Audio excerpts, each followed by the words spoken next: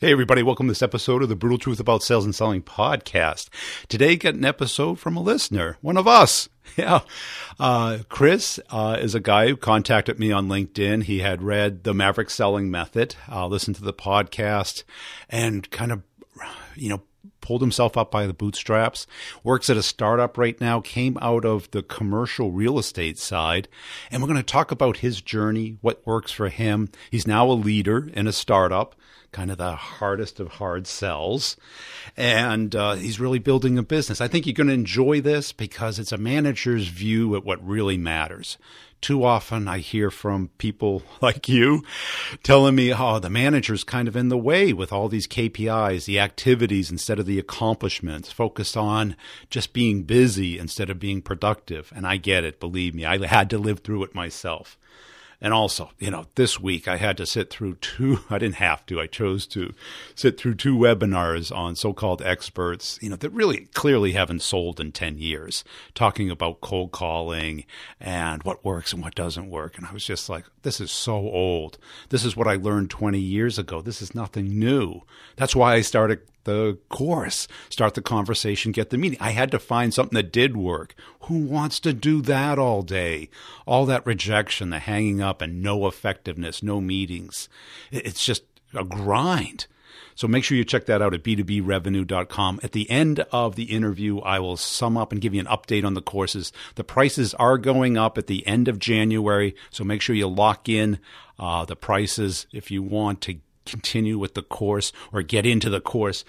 The success that people are having, that is the most rewarding part of it, is hearing about people closing deals easier and enjoying sales again, making it fun instead of this grind. Also, make sure you're checking out Co-Video. Video email is the way to go this year. It is a differentiator. It's your way of connecting up with your clients. They've got a Chrome plugin right now, so it's super simple. You can use the camera on your laptop or your desktop computer, and it is so much more engaging. Try it out. You'll love it. Covideo.com. Make sure you check that out. Also, Pipedrive. Pipedrive is going into the enterprise space. Make sure you're checking out their YouTube channel. They've got all kinds of new capabilities. Everything from calendar invites to integration with your email. It's so sweet. I use it every day. Loving Pipedrive. You get 1 month free with the Brutal Truth, all one word, coupon. Let's get into this interview. I'll sum it up at the end, but this is the type of interview I love doing, when someone gets it, when someone really understands what works today in sales. And I think you'll really enjoy listening to this. Here we go with Kris. Hey, Kris, thanks for joining us today. As a way of getting started, tell us about yourself. Sure. I am the Chief Customer Officer of a company called Build Out. We are a business-to-business software provider in Chicago. We service the commercial real estate industry, specifically commercial real estate brokerages, and we help them market their listings essentially faster than they can without our software. Cool. And how'd you get involved in this? We're going back about 5 years or so. I grew up in a commercial real estate family, came out of college, went into the family business, started a business or two, and eventually made my way into brokerage. And at that time, I was working with a company here in Chicago called Intero Realty, multifamily brokerage boutique. But one of the challenges that we had was creating our materials.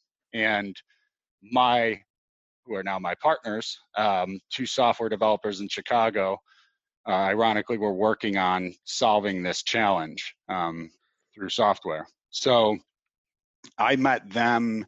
This is going back to about the middle of 2013.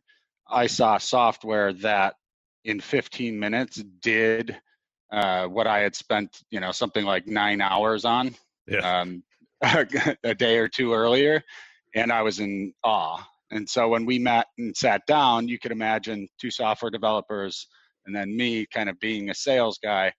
I saw a cool opportunity to work together and take the experience that I had in the industry, share that, and build something really unique for this industry. And it's been fun. It's been fun, to say the least. Now, commercial real estate's pretty tough, isn't it? It's a long sales cycle, highly competitive. It is, yeah. And so the competition, there are a few big sort of firms at the top. When you start thinking about your CBREs or JLLs, you see their signage everywhere from office buildings to just big plots of land. But the middle market of commercial real estate is where all the transactions take place. And these companies really struggle to produce high quality materials and represent their brand properly. And that's where we come in to really help that middle market customer. And how was that transition into selling software?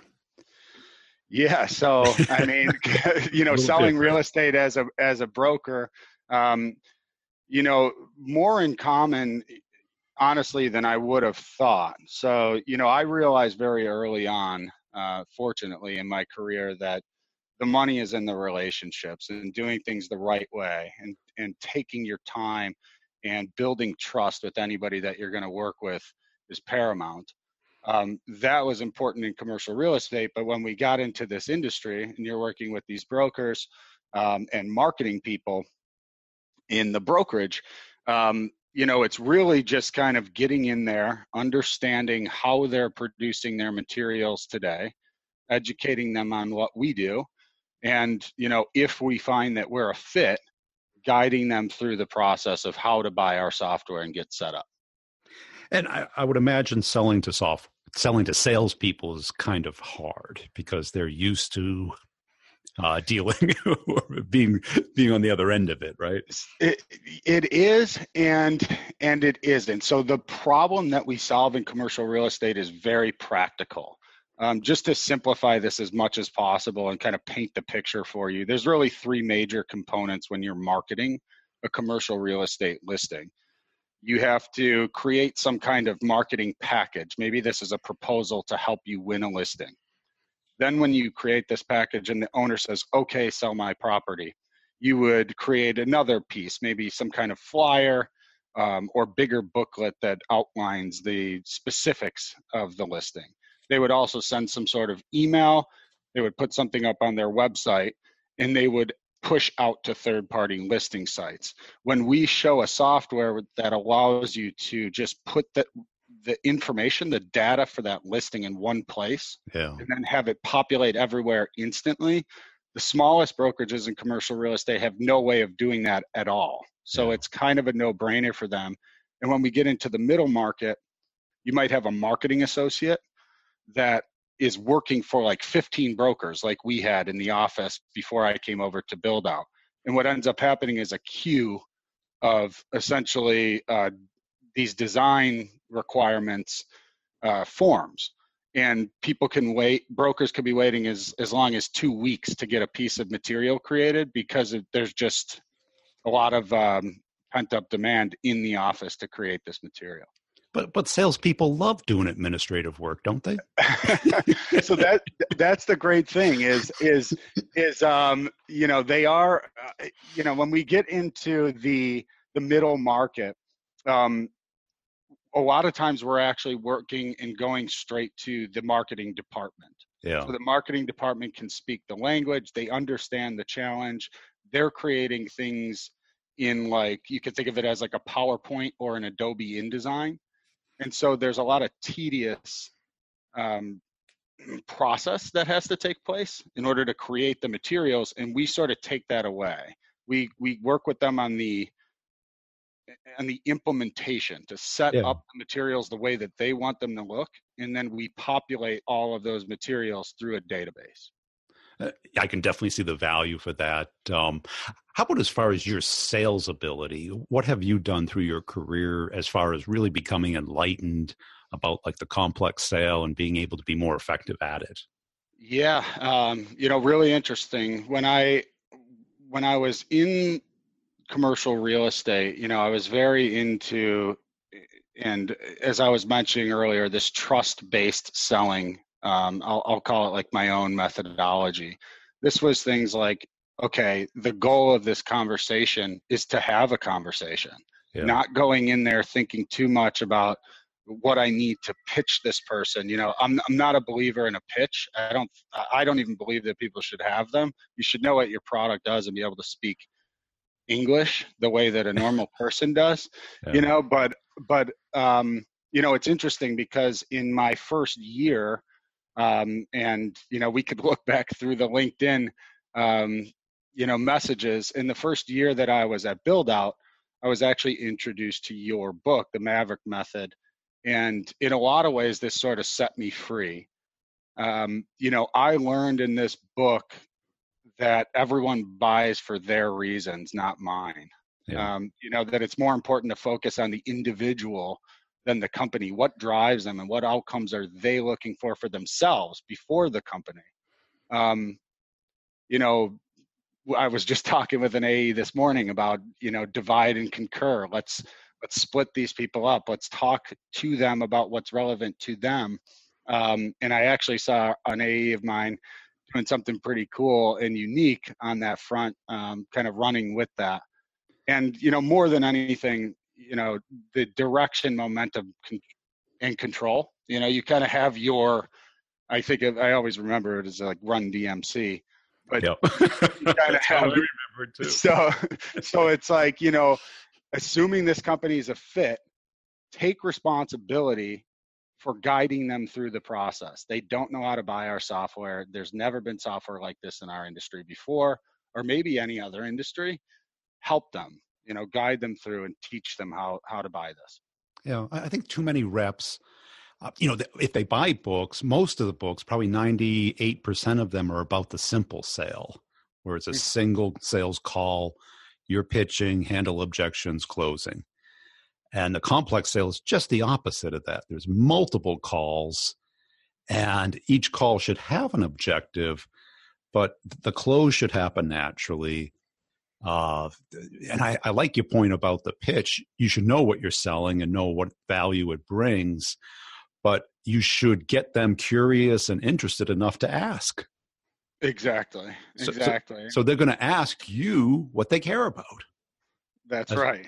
As opposed to you telling them what to care about, and they Yeah. become defensive about it. Like, I don't care about that. Yeah, it's like the human brain is you know, just understanding the way the brain works. And, you know, you hear so many people when they're talking about sales, people buy emotionally. It's like, yes, we get that. But let's go back to the beginning of where the first emotion starts. The first time you're talking to this person, you start pitching your product, they are now thinking of you as a salesperson forever. Yep. You're not looking at this with their best interest in mind. They've attached to that emotion that they felt the first time you called and said, my name's Kris with Build Out. I got this really cool service. And then they're gone. I mean, then you know, they might go through a whole sales process that's 3 months long, and then they just disappear at the end. And the reason why they disappeared is because you didn't build trust in the first call. And that's it. Think about any time somebody approaches you, you're initially defensive. Why is this person approaching me? They ring the doorbell, they ring your phone, they send you an email. You're pushing, you're not welcoming, unless you were expecting someone else, right? Exactly. Yeah. I mean, it's it still surprises me to this day that, you know, people talk about, you know, you got to really have this strong sales pitch, because there's never human language in a sales pitch. There's always all these dumb buzzwords like streamline and synergy. It's all S words for whatever reason. But nobody talks that way. You know, I talk to my team about, pretend this is your mom or your brother or your sister. What does Build Out do? Right. That's what you should talk to people about, so that they could digest the information instead of taking a marketing pitch and, you know, streamlining everything. Yeah. And then you would know that when you start using acronyms or industry speak or, you know, product names, that they just get dizzy because they have no idea what you're talking about. Exactly. But like how you described it is like, okay, you got to put this stuff in 3 different places and it's all different. And, you know, you forgot how to use 2 of them. Imagine being able to put it into one place and we take care of it from there. Exactly. You know, it's like the CRM. Imagine having the value of the CRM without having to put all the data in it. It's like, Yep. I mean, it's interesting that you bring up the CRM. It's kind of a weird challenge that exists in our industry here as well, because nobody shares any data. Yeah, because a disincentive for it. Right. Because Exactly. it was certainly, I remember the early days of CRM, it was the red flag that you were going to be put on a plan. When Right. your manager started to say, hey, I want you to update the CRM. It's like, you never asked for that before. What's going on? Right. It used to be like LinkedIn. If somebody updated their profile, you knew you were looking for a job, right? Because that was the use of it at the time. Exactly. Yeah. It's funny. And how have you been able to help your team go through this process? Because this is almost orthogonal to the way everybody else views selling. Yeah. I'm with you. And I mean, you even mentioned in the book at some point, you maybe don't want a whole sales force of mavericks. I would question that a little bit. I think, first and foremost, my primary objective above everything else as a leader of the company is to help our people grow. And if I think that, becoming a maverick helps them grow, whether that means that I can't retain them because they're worth too much money, that's okay with me. As Yeah. long as they're growing and they're getting so good at what they do and we get to benefit while they're here, that's tremendous. So, one of the crazy things about teaching other people is, especially when you get into this maverick stuff, is, you mentioned a lot of times when you're a maverick, you can't really name exactly what you did or why you did something. You Yeah. just did. You realize that every process is a little bit different, and you kind of went with what you were feeling, and you made these decisions that led to a good outcome. That's challenging to train people on what did I do. So what I really try to focus on is recording sort of these processes that went really well. And rather than giving people advice or saying you have to do this, this, and this, it's more like, as long as what you're doing is not manipulative or selfish, this is you. Do your thing, get the deal, bring it home. And here are some of the experiences that I've had that I can share with you. And, fortunately, I've had a lot of success. I still lead enterprise sales for our company, for instance. So, probably over half, even to this day, of sales that have happened at Build Out have gone through me. So you sort of have that, I'll just say, respect element, to where if I'm You've done it. sharing an experience with a sales rep, it's not that I'm sort of standing on my pedestal or my white horse saying, go that way. They know that I'm riding on the front lines with them. And so they take that stuff seriously if I'm going to share an experience with them. Yeah, because I had the same experience when I was early in sales, that I tried to model and interview these great reps that had 25, 30 years experience. And you'd get, kind of these brush off answers like hard work or relationships that don't really mean anything, because I couldn't work any harder. Right. Once you do 16 hours a day, there's pretty much not another minute left, right? Right. And I don't have time to build 5-year relationships. I have, a year to make my number. Right. So then you have to kind of like dig in, and I'm like, well, what are they doing differently than me? What are they saying differently? And I had the misguided premise that I could close a big $1 million deal in one call. That was like my goal for 1 year. And I very quickly realized that was stupid and counterproductive, not productive. That wasn't the signal of greatness. That was a signal of ignorance. Mm-hmm. And I go, well, I was a software engineer. It's like, how do you build a software application? You architect it, you break it down into little pieces. And that's kind of where I came up with the map to money, the kind of the workflow of a deal. And I love your point about, you can play the game any way you want as long as you win. Yeah. You don't have to hit a home run. You can get hit by the ball and get on first base, right? That's right. And when I think about sort of what are these great reps saying, and I could even look on my own team and say, what are the really high performers doing? Of course, they're working hard. It's like we're not tracking or really like holding people to the, you make 50 calls today and that converts to one flip and one flip converts to X.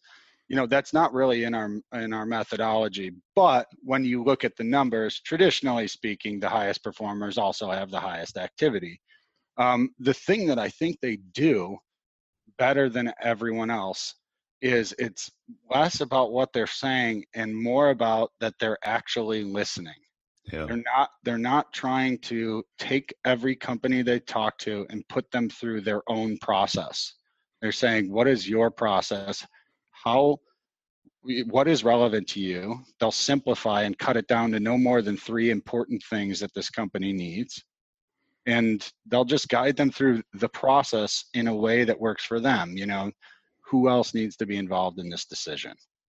That's it, because it is kind of, part strategy.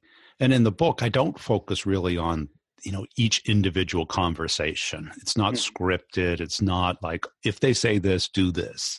Right. That's too hard. That's much more intuitive, much more specific to the rep and the customer. And, part of that is, learning. Part of it is just osmosis, being around it enough to see what works and what doesn't work.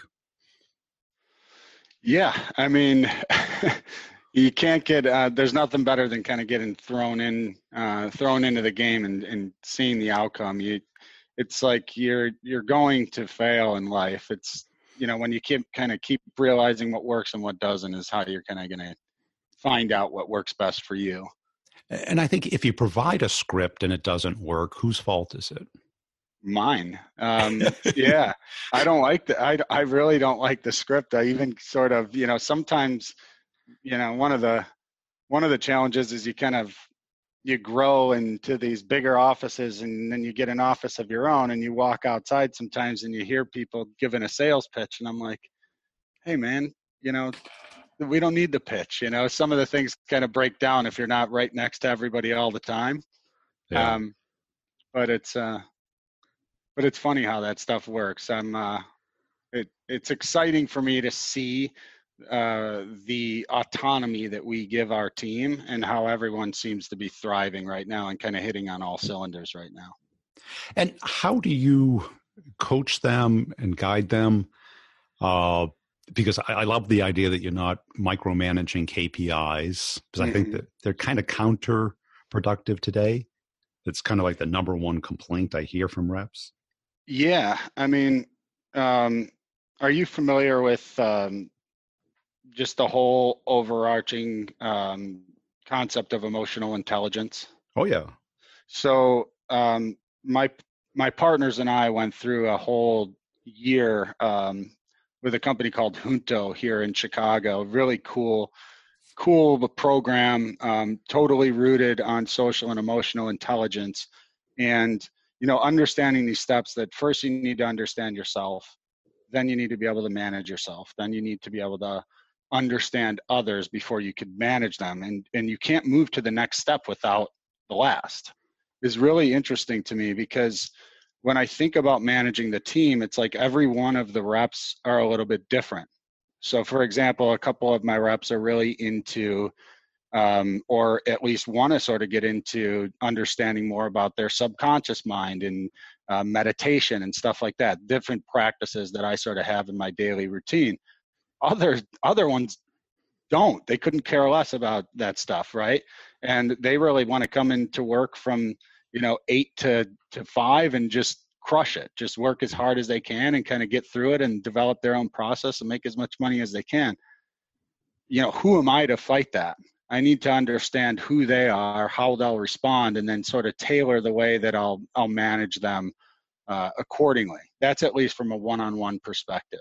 When we're talking about the group as a whole, we get our AE team and our SDR team together, at least once a week for each team to teach them something new. So, talk about what processes are working and what aren't, share best practices, but also, here's something cool and new that we learned, either myself or our VP of sales. And it's gone really well for us.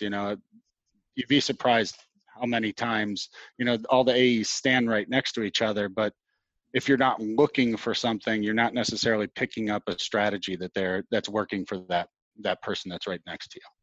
Yeah, I like that a lot because I've heard that from several great sales leaders that instead of trying to make everybody a soldier, look the same, act the same, do the same, Mm-hmm. they accept the difference and encourage it, and understand that everyone's got a different recipe and the omelet still comes out good. Yeah. And I understand that concept if you're a sales force of sorts. Like at a certain point, I do think that unfortunately, the really, really, really personal connection sort of has to break down and it has to become more of a machine. And so it's kind of like, here's what we're doing, here's our quotas and so forth, so that we could be more predictable to stockholders or whatever that looks like. Yeah. We're not in that position right now. And I see that as a benefit and something that can really help our team sort of craft their own skills so that they could take this and go wherever they want with it.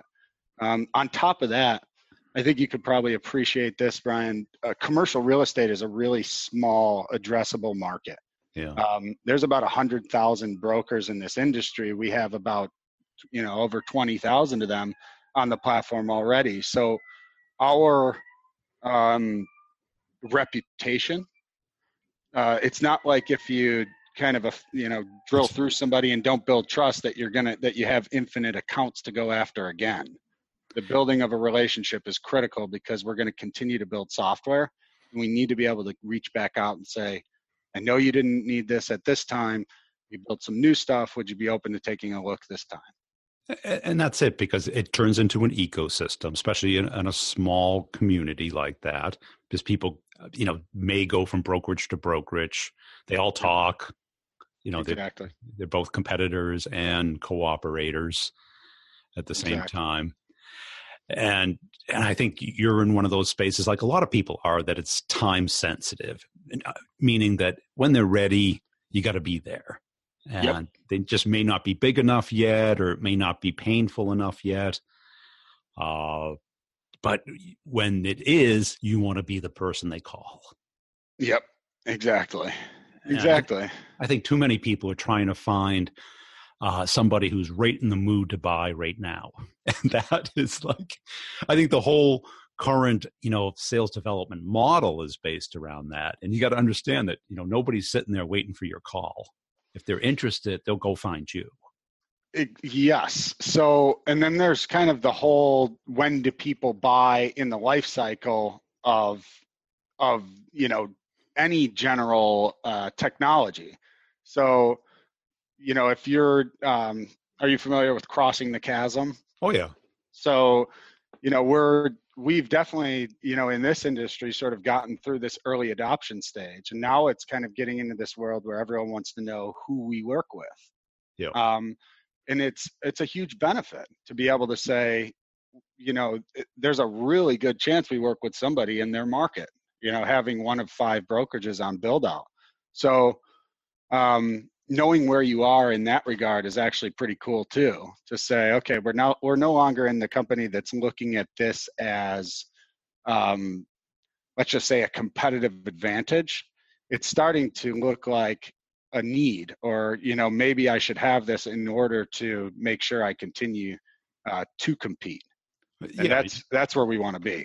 Yeah. You're kind of moving into, what I call the bowling pin strategy, where you knock over one pin that then knocks over other pins by either word of mouth or competitiveness. And I did this at one company. We were really at the early stage, and I knocked down the king pin. And then all of a sudden, all the little pins, I flew them in to come see what the king pin was doing. Yep. That's awesome. Yeah. And I gifted my point of contact there dinner every time he'd give us a tour of the facility and how they were using the product. And it was just, talk about the best demo in history. Right. You're not demoing the product, you're demoing the outcome. Yeah, that's phenomenal. That's what you want right there. So what do you look for in reps when you're hiring? things that can't be taught. Yeah. Honestly, there's a book. I'm blanking on his name right now. Danny Meyer, Setting the Table. He owns a Gramercy Tavern Group or whatever that is in New York. He talks about, hiring for things that can't be taught. So if you're looking at, for example, they own Shake Shack, and if you've ever been in a Shake Shack, the service is tremendous. The thing that Danny Meyer looks for, and that I really took kindly to, were things like empathy and compassion. If I'm telling people to go in there and have a conversation, the most important thing is to have a conversation and build trust. They need to put that before their own selfish, circumstances or needs. Right. And then another thing that I look for, other than empathy and compassion, through just, some questions here and there, is sort of an internal versus external locus of control. So tell me about a time that you failed and why. And I want to know if they start saying, I failed because of X, Y, and Z person, because if they do that, they automatically don't work at Build Out. Yeah, they're blaming someone else. Yeah, it's like, take responsibility for it. And even if it, somebody may have been the reason, what could you have done better? Right. Better judgment skills, better, sensitivity to the real situation. Yeah. So, far too often you meet with people that are kind of working at another company and they're leaving. And, it's like, why are you leaving them? Why are you leaving this company? Oh, these people don't, and they rattle off 10 reasons why they can't be successful at this company because of, these few things. I'd rather hear somebody say, I don't have the passion to work at this company. I don't agree with their culture, their values, their principles, whatever that looks like. Something like that is a much better answer. Them. Too often you hear, oh, it's the market. I still hear people telling me it's the economy. And I go, do you realize it's the best economy we've had since the 1999? Right. It's not going to get any better than this. Yeah, they're holding on to a memory, and they've made that thought just something that they're going to attach to and use it as an excuse forever. Yeah. And if they don't own it, how can it get fixed? I don't know. I mean, Right. That's why I can't find a place for those people here. Right. Yeah. You want to be a leader, helping people, not a psychiatrist, repair person. Exactly. A therapist. This is a job, not an intervention. Yeah, it's there's a lot of responsibility already. I can't do that. Hey, Kris, this has been a great conversation. Where can people go to learn more about your company and your work? Just buildout.com, buildout.com. You can learn about what we're doing, how we work. You can learn about our company. If you want to set up a demo, you could do that right through the page, and we could have somebody get in touch with you, talk about your company, and if you want to work here, we're always posting new jobs, and we'd love to hear from anybody. Hey, I hope you enjoyed that interview. Kris is a great guy, and I think this company's on fire. Check them out, especially if you're in the commercial real estate space. Also, connect up with them if you just want to get to know him. Hey, a couple of things. Make sure you check out the YouTube channel, Brian Burns Sales Podcast on YouTube. I post all the videos that I put onto LinkedIn up there on YouTube, so that if you are not on LinkedIn, you get to see them, look at them at your own pace. What I'm trying to do is just give you some observations, some tips, some techniques, in less than a minute and a half. I know people's attention span in sales isn't as long as it should be. If you are on LinkedIn and you happen to see it, I sure would appreciate a thumbs up, a comment, or a share. That's a nice way of paying me back for helping you out. You guys are my salespeople. I'm counting on you. Imagine that. Also, if you're interested in the courses, if you're interested in solving the problem of getting new meetings, closing the complex sale, crushing your number this year, check it out at b2brevenue.com. You can schedule a time to talk over the course with me. Please make sure you're serious about it. There's two major courses, one on getting the meeting and the other on closing those deals that you get started. Now, those are the two major problems that I'm hearing about today. Getting new meetings is becoming insanely hard, and all I see taught out there is, clever ways of doing the same old thing.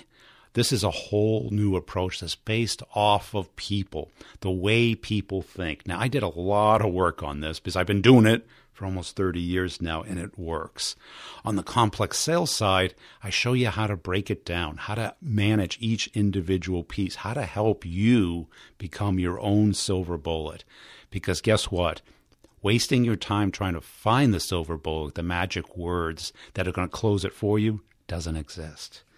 So let's make this year great. The prices are going up at the end of January, so lock it in now. And if you join either of the courses this month, I will include questions that sell. It's a $500 course. It'll be included, and I put the coupon code into the office hours. So if you're already in the course, you get it free as well. So just listen to the office hours. I describe the coupon code in there. And the office hours is the very first chapter in the course. So it gives you the time and the location of it. And I record all the office hours and put it into the course. So the course is a community. There's one-on-ones that I record also and put in there. And the idea is to make this your resource to become better over a year, because it really does take a while, not just to learn it, because you can listen to the videos and the content, you can apply it, but then you have to hone it. You have to make it case-by-case sensitive. You have to build up your assets and become compoundingly better. So let's make this year great. Make sure you're checking out my partners in the show notes. Two major ones for this episode are Pipedrive. Pipedrive is just crushing it. If you're looking for a personal CRM or one for your company, it is the product to check out. They've got a beautiful mobile app, especially if you travel, and it connects up your calendar, your email all together. Now it supports Teams and all the delegation and the control of that. They also got great content. So check out pipedrive.com. Also, check out CoVideo. CoVideo is coming up with great videos on their YouTube channel, CoVideo on YouTube. And let me know what would work for you, what would help you out. The Sales Questions podcast is on fire. I'm going to 6 days a week because there's so many questions. I got to get a handle on them. If you're looking for leadership issues, check out the B2B Revenue Leadership podcast as well. And please tell somebody. Anybody. No, just the best salespeople. I don't want any mediocre salespeople listening to the podcast. You're banned. Sorry. We'll see you next time. Network to get expand and meet new people that could help him with his business, people that help get the word out. And these little efforts, these little things tend to mount up. And we tend to only focus on what is going to close right now. And we should. And when we have other time, we should be focused on what can close sooner or later. And sales is a priority thing. And it may sound contradictory because I'm always talking about, prioritize in the order of closure. And I agree with that 100%. But then we have the rest of the day. And the rest of the day, we tend to just go out and try and find totally cold things, as opposed to things that we had touched 3 months ago, 6 months ago, because timing in sales is so critical. The people who are in market and active, they come to us. The people that is the real market are people that shouldn't talk to us, but the timing just isn't right. They don't know what we do yet. They're not even curious. Their level of interest hasn't peaked yet. That's our job. And we can't do it directly. If we do it directly, that's a take. That's not a give. And a give, we have to become creative at because we're not used to that. So I listened to this episode a couple of times because it really is gold. If you really want to get good at this, start the conversation, get the meeting is for you. It takes your whole addressable market, prioritizes it, and I show you a systematic way of doing this that isn't time consuming, isn't cold calling, isn't cold emailing. It's organic, it's natural, and it really is a process to what Gary is talking about. It takes the thinking out of it, because it's a lot of work if you do it, one off every time. But if you have a systematic way of doing it, it's really powerful. If your challenge is you're getting in and talking to people, but the deals are stalling, there's no decision, it's stuck. You're not really sure where it is or where it has to go, and you just need help. Closing the complex sale is for you. And it's just great for anybody who wants to take their game to the next level. And if you're the B player that thinks, oh, I know everything, I've done everything, it's the market, that's the problem, it's my territory. Well, that's not the course for you. I think therapy is the course for you. But if you really want to take your game to the next level, including me, and that's why I came up with the Year of Excellence. What I wanted to do is let me document the very best I've seen. Let me do the research, curate it, condense it into something that reps can take and not have to, read 4 books on this, 5 books on that. The problem with that is, you get a lot of knowledge, but you don't take any action and you forget it and you move forward and you get stuck in the rut. How do you come up with a systematic way within a year, whether you start in January or you start in November? It doesn't matter. You just get into it and get momentum and get what I call compound selling. See, my frustration as a sales rep was I didn't see enough compounding. And I always was obsessed with compound interest ever since I was a kid. And if you want to learn about it, check out Warren Buffett's documentary on HBO. It is pure gold because he was obsessed with it. And the idea is that you don't start like Groundhog Day every day. You build off of every day. You build off of your skills. You become better. You get compound interest. And over time, you get the hockey stick. Now, if you don't do this, you tend to just level off and actually sink because you get burnt out. And I've seen too many of my friends later in their career, they get burnt out and all that skill kind of goes away because their attitude and their motivation isn't there. They didn't compound. So that's kind of the theme of the Year of Excellence. It's going to be included if you sign up for Closing the Complex sale in January. You can buy it all at once, or there's a payment plan. It's not a subscription. It's not a membership. It's a year-long access to all the content from day one. So you'll get all the office hours that I did in 2018, so 25 hours of that. And you can get one-on-one, so you get a sales coach that's here for you. And if there's something that would make the course enticing for you, let me know. You can schedule a call with me at b2brevenue.com. And make sure you're checking out CoVideo. They've done some incredible work. And this year, if you're not using video email, it is a big mistake. You've got to find a way of connecting up with your audience, being organic and natural and authentic. And that's the way to do it. It's different. It's new. It's not really new, but it's new to you. It's going to be new to a lot of your customers, and it's going to be the way to really engage with your marketplace. And you're just going to miss out if you're not doing it. So check that out at covideo.com. Appreciate everybody listening. We'll see you next time.